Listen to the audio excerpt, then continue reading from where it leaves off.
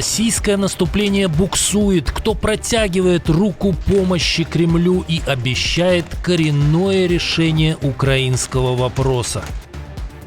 Путинская элита напугана репрессиями, ставки выросли, министры демонстрируют протест. Москва теряет очередного союзника, и еще один президент делает резкий геополитический разворот. Взрыв на строительстве АЭС, взрыв социальный. Скандал в Румынии, видео с премьер-министром вызвало шок у сограждан. И многое другое. Самые важные и срочные новости, эксклюзивные подробности вы смотрите информационный выпуск «Нехта». Оперативно о событиях в Украине, России, Беларуси и мире. Раньше и понятнее других. Все, что нужно знать сегодня. Тревожные новости для Украины, на этот раз из Северной Кореи. После отъезда Сергея Лаврова появилось заявление Ким Чен Ына. Его слова передает местное информационное агентство. Ничего хорошего это сообщение не предвещает. Товарищ Ким Чен Ын еще раз выразил готовность КНДР и впредь безусловно поддерживать все меры руководства России по исключительно коренному решению ситуации на Украине в соответствии с духом межгосударственного договора КНДР и РФ.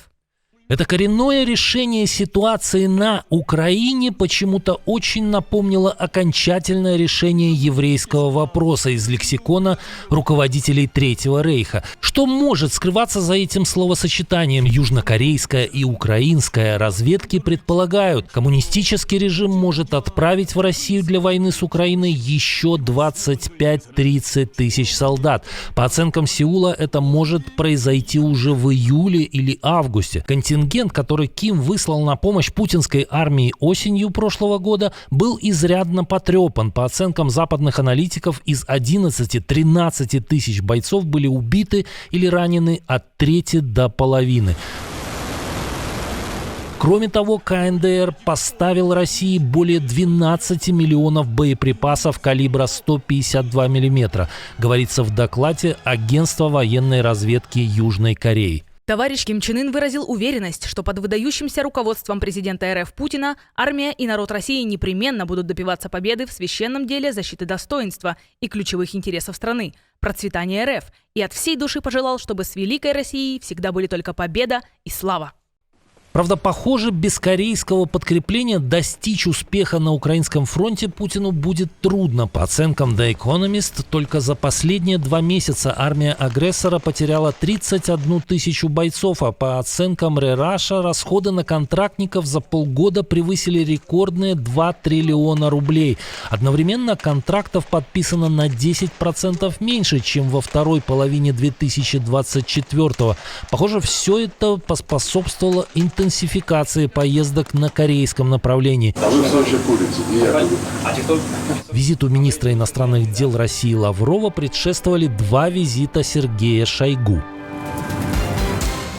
Российская элита охвачена ужасом. Гибель министра транспорта Романа Старовойта обнажила нарастающие страхи. Об этом в ФРД рассказали высокопоставленные источники в правительстве и бывшие чиновники. Их все больше беспокоят участившиеся посадки коллег, огромные сроки, конфискации и прямые убийства. Путинская элита сравнивает масштаб репрессий со сталинским, но понимает, что оказалась в западне. Суицид Старовойта показал градус напряжения внутри системы. Уехать от проблемы, спокойно жить за границей российские чиновники не могут. Дело не только в западных санкциях. Им де-факто запрещен выезд из страны, и наиболее строго этот запрет работает как раз в правительстве.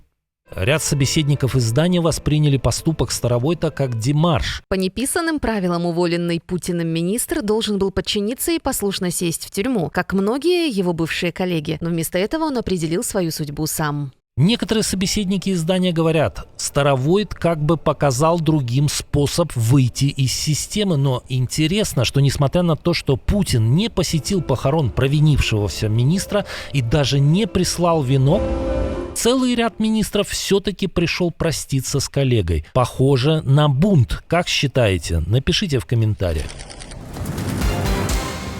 Похоже, у Кремля получилось. После череды обвинений в сторону союзника со стороны Москвы Белград делает интересный геополитический разворот. Президент Сербии заявляет о готовности углублять стратегическое партнерство с Соединенными Штатами. Александр Вучич в своем Инстаграм поделился результатами встречи с представителем Госдепартамента США Брэндоном Ханраханом.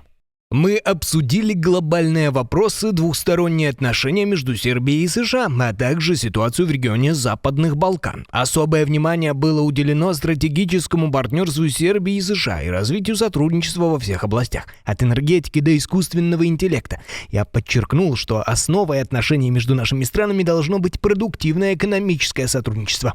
Все это на фоне роста напряженности на линии Белград-Москва после того, как служба внешней разведки России дважды обвинила Сербию в поставках оружия Киеву. После первого выпада СВР Вучич решил впервые с начала полномасштабной агрессии посетить Украину. После повторных претензий со стороны ведомства Нарышкина президент Сербии решил сблизиться с Вашингтоном. Хотя еще в мае Вучич предпринял неимоверные усилия, чтобы попасть в Москву на парад Победы. Не читают ли в Кремле книжку «Как потерять друзей всего за пару месяцев»? Как думаете?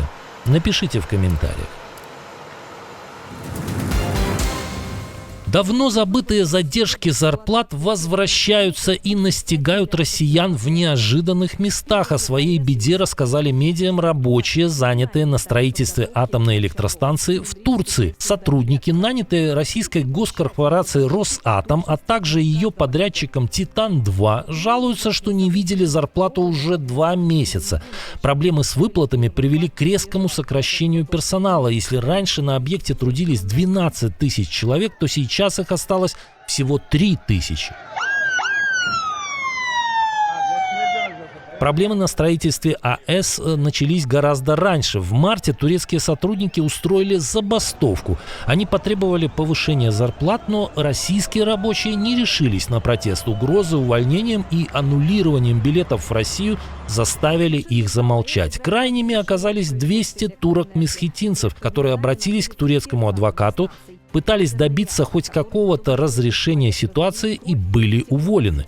Одного из крупнейших в истории российско-турецких отношений совместных проектов строительства в Турции первой атомной электростанции. 2 года тому проект официально запустили руководители России и Турции. Правда, Путин так и не решился полететь на место лично. Прошлой осенью хозяин Кремля выразил надежду, что АЭС будет сдана уже в этом году. Подчеркну, это флагманский проект. Но теперь это кажется малоправдоподобным. В феврале стало известно, что Росатом предложил Турции взять на себя часть расходов по строительству станции из-за финансовых трудностей, вызванных санкциями. А теперь на АЭС и вовсе запахло взрывом социальным. Наша команда существует благодаря вам. Поддержите ее, чтобы мы могли продолжать нашу работу.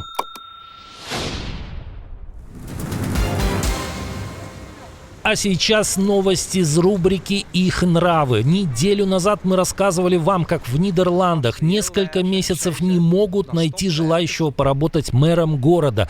И вот еще одно не менее ужасное известие из мира европейской бездуховности. В Румынии появилось шокирующее видео с участием нового премьера. После окончания съезда партии, прошедшего накануне, председатель правительства Румынии Илие Балажан лично стал убирать зал. Пластиковые бутылки, бумаги, ничего не пропустил. Вместо того, чтобы просто уйти, коллеги по партии не только помогли премьеру с уборкой, но и навели за собой порядок, расставляя стулья по местам. Тут просится сакраментальный вопрос, дорогие зрители. И что? Хотите, как в Румынии? Напишите в комментариях. Хотя что это я? Среди бессменных руководителей на постсоветском пространстве тоже есть скромнейшие люди, которые могут рассказать о себе и не такое. Вот мы сейчас с вами расстанемся, да? Я пойду, спать пойду, да? Но я, когда ухожу спать, я везде свет гашу. Это привычка с детства, потому что я помню, да, от родителей. У меня мама, папа, они везде ходили, свет выключали, чтобы. Поэтому это то, что Вот из детства пришло и навсегда со мной останется. Правда, на охране, водителях и других мелочах уже не экономят. Любви все возрасты покорны. Вспомнить эту старую истину заставляет свежая матримониальная статистика из Беларуси. Тут не обошлось без сенсаций. Среди зарегистрированных в первом полугодии браков был и такой, в котором молодая и молодой были не очень молоды. Жениху на момент визита в ЗАГС было, внимание, 84 года, а невесте и того 87. Правда, была и одна пара совсем иного сорта. Ему 16 лет, ей 15. Что касается среднего показателя, то это 33 года для женихов и 31 для невест. В первом полугодии 2025 года в Минске создано всего 4466 новых семей. Количество браков в Беларуси падает несколько лет подряд. Интересно, может ли это быть как-то связано с несменяемым 31 год пересидентом, рядом с которым никогда не появлялась супруга, но у которого есть дети от разных мам? Ждем ваших комментариев.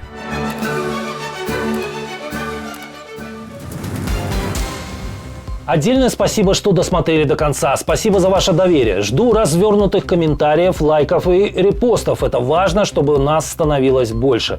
На этом пока все. До новых встреч и хороших вам новостей.